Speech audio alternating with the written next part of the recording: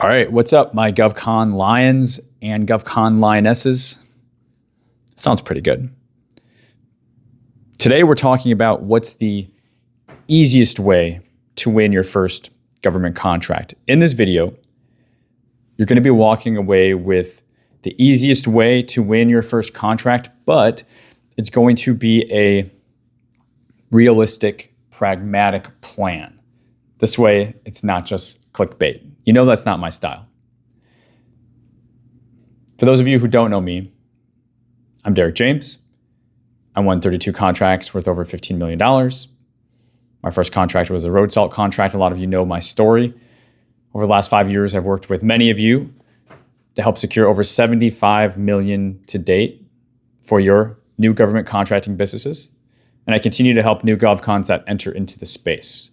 So if you're watching this and you're a new government contractor, welcome. You are in good company. And again, today we are focusing on that plan, realistic one, but the plan to win your first government contract the easiest way possible. Now, to start this, I want to talk about some ways that are easy, and probably some ways that you hear a lot of other folks talking about. Let's start with micro purchases. If you don't know what a micro purchase is, it's a government contract that's below a dollar threshold that makes it considerably easier for a government contracting officer to award to a vendor, to a government contractor. These limits have changed over time, but think of a buyer putting something on a credit card, because that's typically what they do. They'll put it on their P card.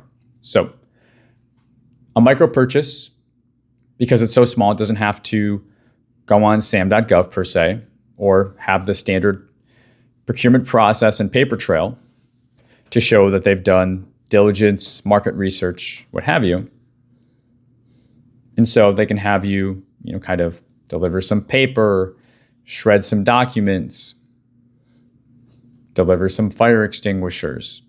It's all circumstantial. It really just depends literally on not exceeding that micro purchase threshold. Okay. So this is one easy way to get started in government contracting. Another easy way is sole source opportunities.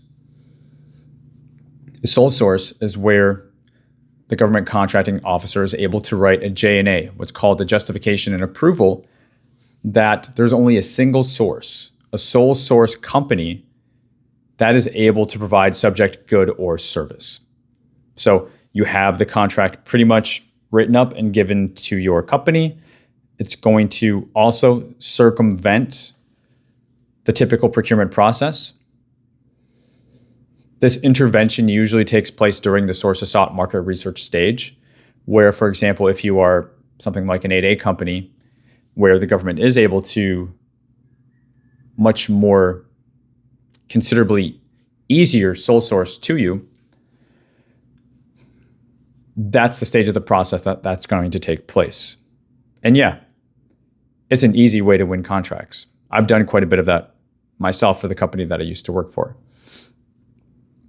Another easy way that's really open to everybody and anybody is RFQs, request for quotes. So you're scrolling on sam.gov, you're editing your criteria, advanced searches, you're looking at solicitations or combined synopsis solicitations on sam.gov. If you've browsed, you probably have at least a little bit of an idea of what I'm talking about. Well, those opportunities that you're scrolling through, manually looking through, clicking on, opening up the listing pages, they fall in a few buckets, and it's more than just two. But just for easy understanding, in this video, the two buckets are going to be an RFQ or an RFP. Request for quote, request for proposal. Request for proposal is just that. It's pricing and proposal. Request for quote is very often price only, which makes them easy, or it's price with maybe product specifications, salient features, resumes. It depends on what the scope is. But, a few pages with pricing or just pricing alone. So very little proposal and pricing development on the back end makes it an easy type of contract to win when you look at it just from that circumstance. We're going to open these up on the back end. Also, many come into the space pursuing supplies contracts, comparing it to like the Amazon FBA thing, where you're pretty much a middleman fulfillment and then you just drop ship. And okay, let's just be the wolf on Wall Street, right? Let's just find a bunch of these suckers and get pricing on the phone, live on the phone, and push out 20 of these, 10 of these bad boys every week.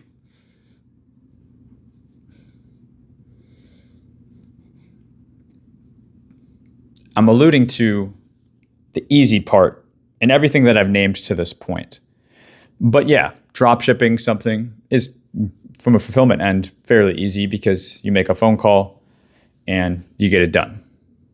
And these ways are very attractive. And a lot of other people speak about these as easy ways to win your first government contract and to get into government contracting in the federal space, understandably.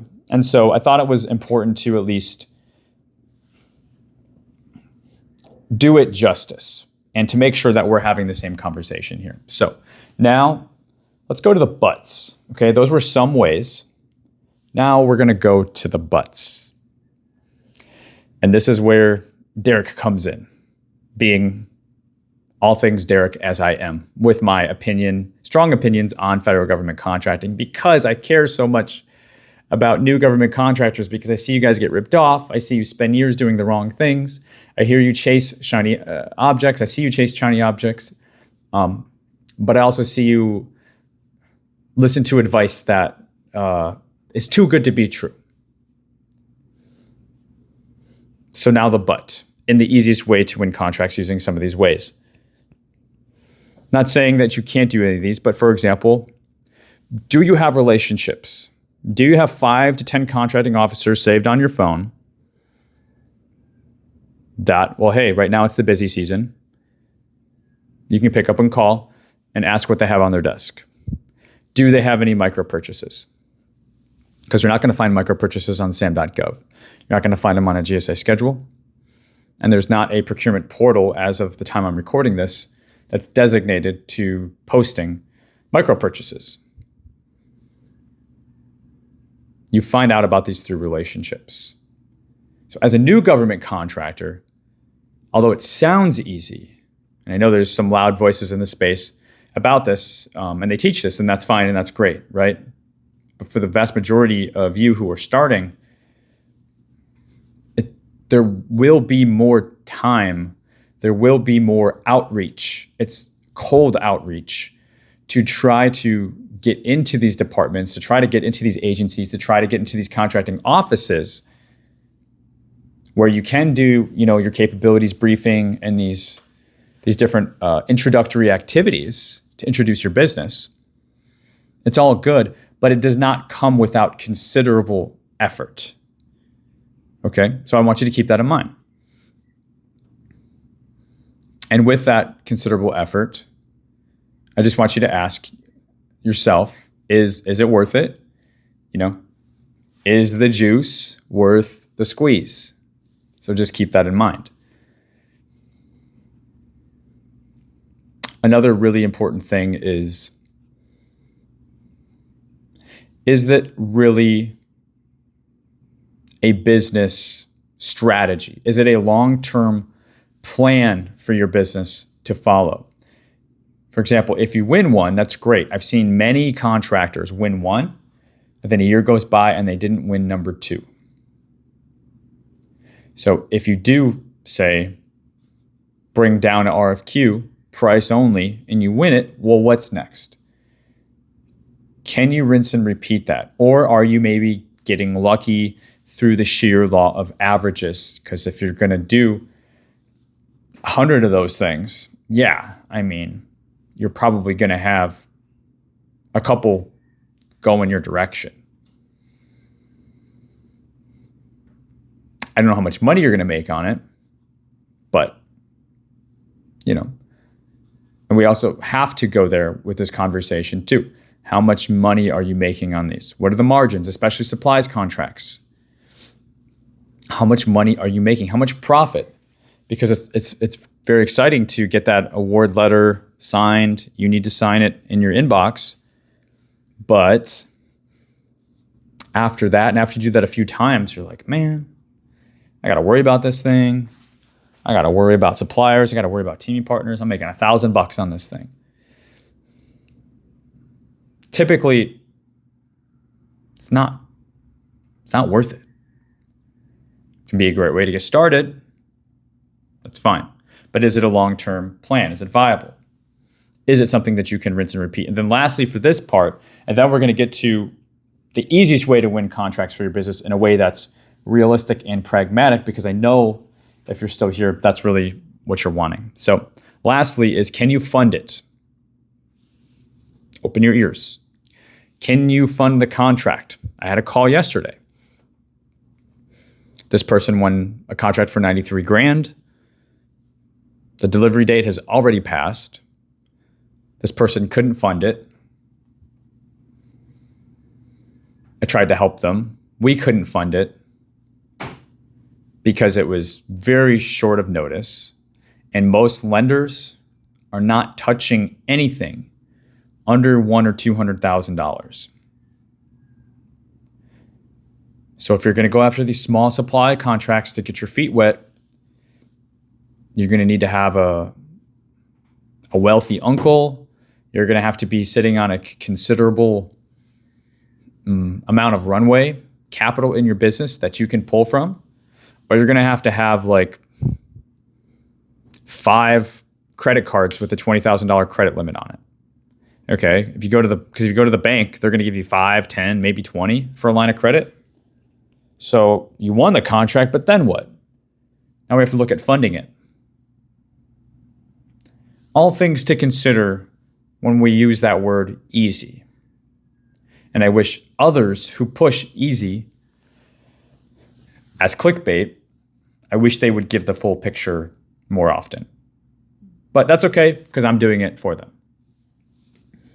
So let's look at reality. Let's look at how can you most easily, what's the easiest path to win your first government contract in a way that's pragmatic, realistic, something you can really do. Okay, so if you're going to take notes, my lions, my lionesses, now is the time. Especially if you're new here. If you're new here, it's mandatory. If you've been following me for a year, you've heard some of what I'm going to say. So point number 1, for your realistic plan of how you're going to win your first government contract, is services is greater than supplies. Services is greater than supplies. Services are greater than supplies in the GovCon game. The reason for this is better margins, so more profit, less competition, because many are solicited under longer RFQs, so RFQs that require more in the response, or RFPs. So longer RFQs and RFPs weed out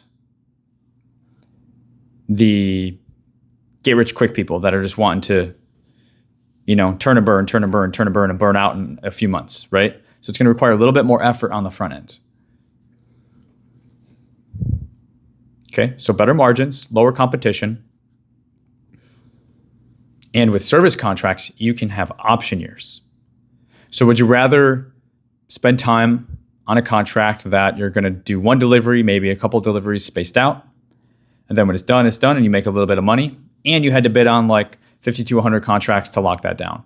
Or would you rather bid on 10 to 20 contracts? I'm getting ahead of myself. But would you rather bid on something with lower competition and higher margins, where it's going to pay you not just base year 1, but it's going to pay you option year 1, 2, 3, maybe 4. So the work you do today can literally pay off for the next 2, 3, 4, 5 years in these service contracts, as opposed to supplies that are going to be one and done or one and a few. And then what? Okay, so that's the first point. Point number 2. You want to find who's buying the most of what you have to sell. And if it's services, who's buying the most of your service? Is it the Army? Is it the Department of Transportation? Is it the VA? You can go on USA Spending and find this out.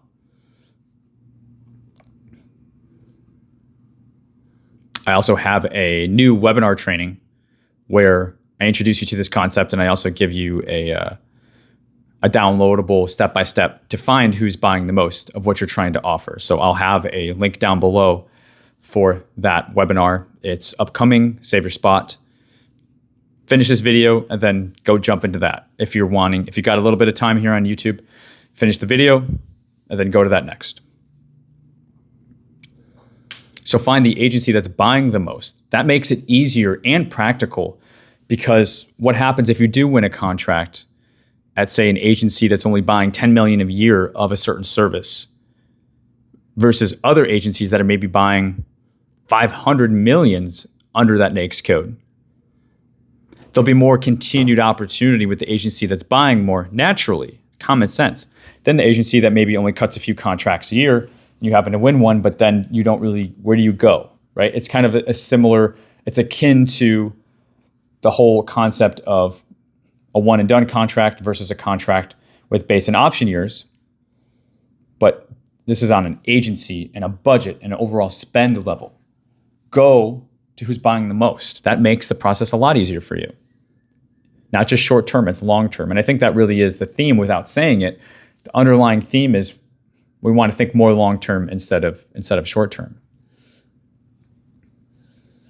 The next point in your process is bid on 2 to 4 of these a month. So this is your manageable real expectation. Bid on 2 to 4 a month. Start with 2. Start with 1. Work up to 2. Work up to 3. That's cool. If you're in the busy season, try to do 4 a month. If you can do a little bit more than that and burn the midnight oil, by all means, during the busy season, definitely do that. But if you're watching this, you're probably a bit newer. Start with 1. Let's see if you can get another one out before the month ends, and then so on and so forth. It averages around 1 a week when you're kind of full up to speed, working with your systems and your processes that are helping you save time, okay? So the next point is you do need to, kind of like what I just said, you do need to develop your process, your system for this, and make it something that's going to be repeatable. Because if it's repeatable, not only are you going to know what you're doing with every solicitation that you're going after, right? Like, okay, I've got to find contracts. I got to sort through contracts. I got to figure out what's the one I want to go after. So these are bad. This one's good. Okay, I need to read it. I need to start building an outline for my proposal. Oh, I'm going to be teaming. I got to start calling teaming partners, right? I got to start working on pricing. I got to put my proposal together, fill out the forms. These are, if you're paying attention, these are the literal steps of the process that I teach. And then a proper red team review, submission, debrief with contracting or feedback or just feedback. If you want to use those points, take them. I told you I was going to give you a practical plan, because then when you do have that system, you write it down, you pin it on your board behind you. This is actually a background. This is not Zoom. This is not a fake background. This is actually a thing, just so you know. I could pin something here, but I don't want to. So pin up your repeatable process and system so that you can get better at it. And as you get better at it, it's going to get better and you're going to get faster. And that's how you work up to 1 a week or 4 a month, okay? But if, as in opposition to just having kind of a sloppy approach, emotions, shooting from the hip with every contract that you go after, it's not really stackable. It's not really improvable. you're going to kind of be taking a different approach with almost every contract you go after. It's not the best return on your time, I'll say. Eventually, you're going to figure something out. So I'm just encouraging you to figure that out sooner and be more intentional with how you're figuring that out. And if you want to, rewind and, go through the steps, I'll repeat them for you. How are you going to find contracts on SAM.gov? Your searches. How are you going to vet? Are you going to bid, no bid? The good pile, bad pile, right? So, I'm going to go after this one. Cool. How you go about reading the solicitation to then extract the key information and build an outline for your proposal. Just an outline. Headers, bullet points. Okay. Then if you're using teaming partners, great. You got to start reaching out to them. If not, either way, you got to get your pricing going. Do not save pricing for last, because very often you're going to have to submit RFIs, questions to the contracting officer to get clarifications. That's going to prevent you from bidding until you get those answers. Or maybe there's a site visit or whatever too, where there's more information. You want to do that at least in the middle process of your system, okay, so that you give yourself time. Then we take our outline and we start plugging and chugging to build out our proposals. Definitely use ChatGPT, whatever, teaming partners, everything you have to make this custom and tailored to sections L and M of the requirement. What is the contracting officer asking for? Don't just put stuff in there. Don't put fluff in there, and don't put stuff in there that they didn't ask for. It's going to get in the way of them finding what they did ask for, if you even put it in there. Okay. And then lastly, red team review or self-assessment review, submission, and then debrief and feedback. Whether you won or lost, you want to keep improving. So that is a repeatable process, repeatable system for you. And then because we don't know what we're going to win, we just want to be really, really careful to not just click send after we do all that and wait. If you just click send and wait, you're going to drive yourself crazy. And then it's like, when do I follow up? You can follow up in 2 weeks, and you got to, if you're using teaming partners, you got to keep them warm. Keep that pot kind of simmering on the stove, but make sure it's not boiling over. Most contracting is asking you to keep your offer valid for 60 days, in some instances 90 days. If they go past that without awarding, you're typically going to have to reprice in case pricings have changed or something else has changed with your pricing and proposal. Okay, so at least 60 to 90 days, up to, could be 1 or 2 months for an award to happen though. But because we don't know when we're going to win, we don't want to stop, we don't want to wait. This is where you go on to the next one. If you're stopping and waiting and you're driving yourself crazy, that takes the easiest part of winning your first contract. It takes that out of it, because then you interject a lot of suffering. So we don't want to set expectations. We know we're doing 2 to 4 a month, or at least ramping up to that. So after we do this one, we're on to the next. And guess what? We don't have to really think, because if we're using a systematic approach, we already know what step 1 is going to be. We start over, step 1, 2, 3, 4, 5, 6, 7. 1, 2, 3, 4, 5, 6, 7. And you just go. And as you're doing that, you're getting better. And if you don't win them, it's okay. Your first 0 to 5 are going to suck anyway. So just knock them out. Try to do a good job. If you follow this system, you'll probably end up doing better than most starting out. So there you go. But that way, it's easy mentally for you too, not just in terms of like all these other great things, which is going after contracts that could pay off for 5 years, going after contracts with higher margins, pursuing agencies that buy the most of what you're going after instead of just randomly like, oh, look at this contract. You know what I mean? Like all those things are great too, but for yourself, having a systematic approach, managing your own expectations of 2 to 4 a month, not just sitting on your hands, moving on to the next one, because you don't know when you're going to win. And typically the contracts we think we're going to win, we don't win. And typically the contracts we don't think we're going to win, we do win. Just seems to be the 80-20 rule with it. It's weird. Life's weird like that. So there's some ways that you can win contracts easy, but do you have the relationships? Is it going to be worth it? Is the juice going to be worth the squeeze in terms of margins and the amount that you have to go after? Is getting lucky really a long-term business plan? And if you do happen to win, can you even fund it if you're going after supplies contracts under 100 or 50K. Like, it's just going to be tough for you, and you might have to give the contract back, like what's going to end up happening with the person that I was referring to from my call just yesterday.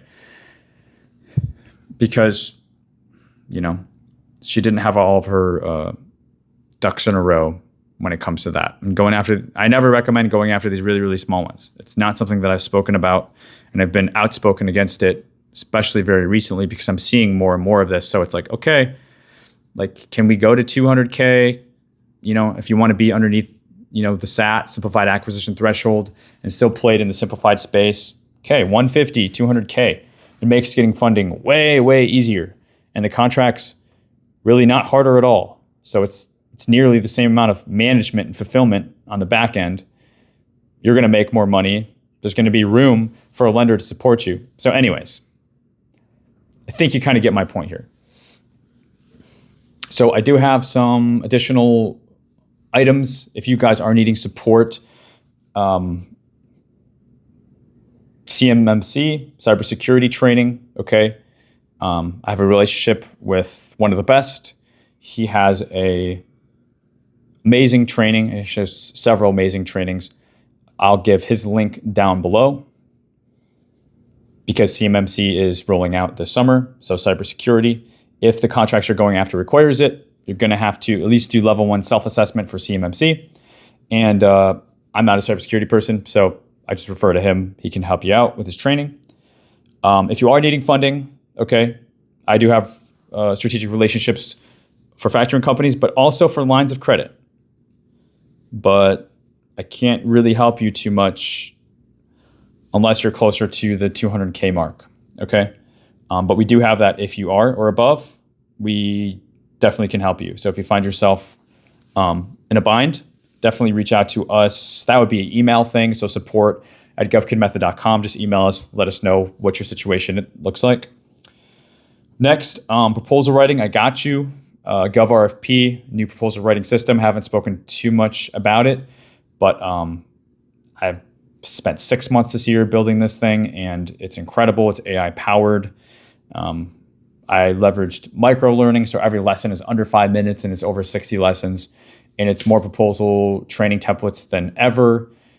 It's everything new from scratch. So if you've ever done any of my trainings in the past, you haven't seen anything like this. I dare say it's world class, best in class.